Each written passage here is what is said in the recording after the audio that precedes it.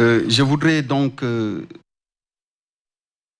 la suite du garde des Sceaux, apporter des éléments de précision sur la question qui a été posée et même avec votre autorisation, en profiter parce que je sais que les deux questions sont liées, parler un peu de la question de l'ordre public, mais également aussi de celle relative aux possibles manipulations. Et c'est selon le bord à partir duquel on regarde, ou l'angle à partir duquel on regarde la question. Alors, pour revenir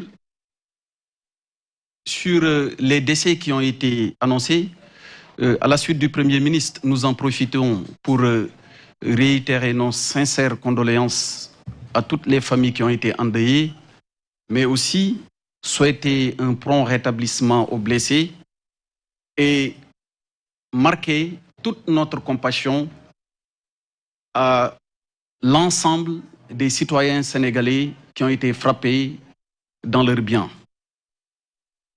Je voudrais, Monsieur le Premier ministre, avec votre autorisation, un peu rappeler le contexte.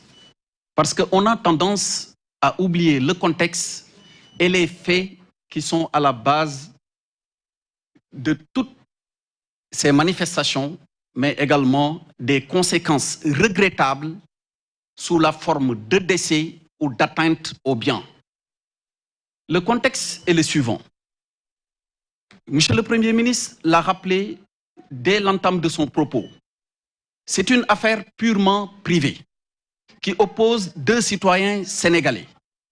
L'une se nommant Adji Sarr, l'autre étant chef de parti et répondant au nom de Ousmane Sonko. À la suite de cette accusation, on a crié au complot. On a crié à une machine destinée à empêcher un homme politique de se présenter aux élections présidentielles. Mais il faut le rappeler, nous sommes en République. Nous sommes dans un état de droit. Et dans un état de droit, l'État lui-même est soumis au droit, mais les autres citoyens également sont soumis au droit. On peut ne pas être d'accord avec la position exprimée par un citoyen comme vis-à-vis, comme on peut ne pas être d'accord avec une position exprimée par le gouvernement. Mais tout cela est normé. Nous vivons en société, il y a des règles auxquelles tout le monde doit se soumettre, à commencer par le gouvernement lui-même. Mais qu'est-ce qui s'est passé dans le contexte des manifestations de mars 2021, comme dans le contexte des manifestations de juin 2023? On a entendu délibérément se soustraire à l'application des lois qui s'imposent à nous tous. Lorsqu'on n'est pas d'accord, on va contester et faire prévaloir nos prétentions devant les instances habilitées. Mais on ne demande pas à des citoyens de sortir pour manifester au prix de leur vie et en l'assumant publiquement. C'est ce à quoi on a assisté. Et notre modèle de vie en société n'a absolument, encore moins notre histoire, n'ont absolument rien à voir avec tout ceci. Nous pouvons avoir des divergences de point de vue, des divergences même parfois profondes. Nous pouvons avoir des opinions très différentes. N'empêche, lorsque nous sommes amenés à être départagés sur des positions qui ne sont pas les mêmes, inévitablement, nous devons nous retourner aux différentes instances, mais également organes désignés à cet effet. Mais on ne peut pas se lever pour dire que si vous n'êtes pas d'accord avec moi, la vie en société ne va pas se poursuivre. C'est d'ailleurs ce qui a amené les attaques injustifiées des infrastructures qui nous sont utiles, pour ne pas dire indispensables, à notre vie commune. Qu'est-ce qui se passe aujourd'hui au Sénégal? Vous n'êtes pas d'accord avec moi, vous organisez une attaque contre mon domicile. Vous n'êtes pas d'accord avec moi, mais vous demandez à ce qu'on m'insulte sur les réseaux sociaux. Vous n'êtes pas d'accord avec moi, vous dites, vous jetez la personne à la vindicte populaire. Alors, Est-ce que c'est ça le modèle démocratique dont on a hérité des anciens et de nos prédécesseurs? Est-ce que nous voulons vivre dans une société où certains n'auront plus voix au chapitre parce que simplement ils auront peur d'être attaqués s'ils expriment leur position? Et ça a commencé avec la presse. Je l'ai dit lors de ma rencontre précédente avec la presse internationale. On n'y a pas pris garde, mais ça a commencé en 2019. Si vous avez souvenance de ce qui s'est passé, bonne souvenance de ce qui s'est passé en 2019, lorsque les résultats des élections présidentielles ont commencé par être publiés par certains médias locaux, c'est les bureaux de vote du Moyen-Orient et de l'Afrique du Nord qui ont commencé d'abord à publier les résultats. M. Sonko était en tête. Tout le monde applaudissait.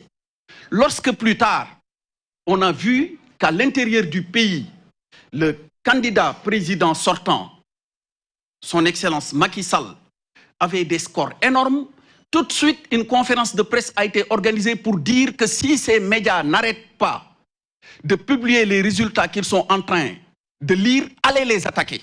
Et il y a eu, je vais les nommer, il y a eu l'attaque de la radio RFM. Est-ce que nous voulons vivre dans un pays où si on n'est pas d'accord avec quelqu'un, on est condamné à se taire? Ce n'est pas ce Sénégal que nous connaissons. Ce n'est pas ce Sénégal dont on a hérité. Et nous ne vivrons pas dans ce Sénégal où nos enfants n'auront pas le droit d'exprimer librement leur opinion parce que tout simplement, ils auront peur d'être jetés à la vindicte populaire ou d'être désignés comme des traîtres ou bien quelque part comme des personnes qui sont des vendus. Non, ce n'est pas ça le Sénégal. C'est pourquoi il est important de rappeler le contexte et de rappeler les faits. Au-delà de ce contexte, qu'est-ce qui s'est passé plus récemment avec les événements du mois de juin 2023? Le leader du PASTEF a appelé à une caravane dénommée celle de la liberté, sans déclaration préalable, alors que la loi l'y astreignait. Il a déclaré qu'il ferait des étapes et on s'est rendu compte que déjà à l'étape de Kolda, il y a eu un décès. Est-ce qu'un gouvernement responsable va laisser faire? Est-ce qu'on va laisser faire une caravane sans déclaration, des rassemblements sans respecter les formalités de la loi, avec des conséquences d'atteinte à l'intégrité physique des personnes, à l'intégrité de leurs biens sans agir? Mais que non, on ne peut pas laisser faire de tels agissements. Et c'est pour cette raison, conformément aux principes qui gouvernent le maintien de l'ordre.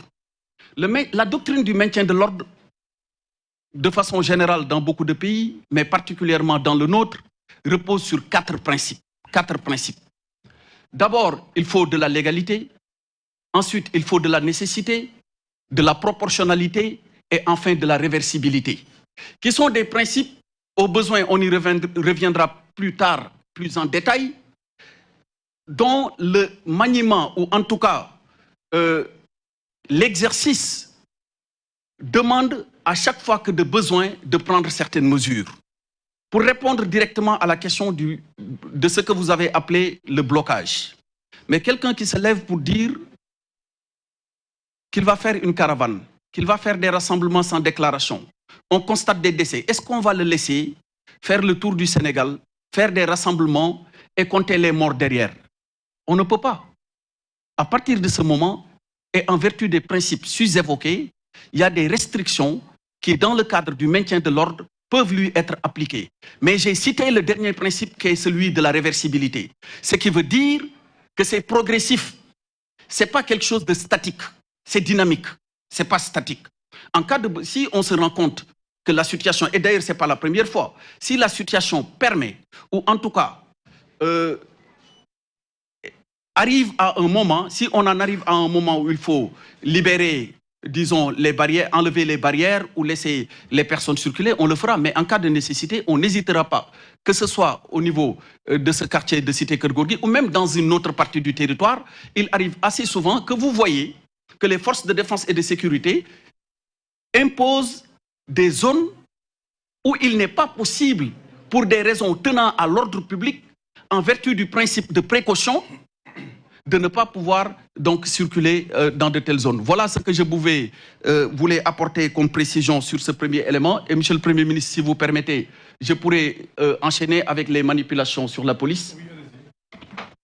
Alors, j'en ai également parlé. les réseaux sociaux constituent un formidable outil de diffusion de la bonne information, mais également, et malheureusement, il faut le regretter, c'est le revers, constitue également une sorte de fléau des temps modernes selon l'usage qu'on en fait. Parce qu'avec la possibilité qu'on a en temps réel de diffuser à très grande échelle certaines informations, on en arrive à avoir et à constater des dégâts énormes au Sénégal ou ailleurs.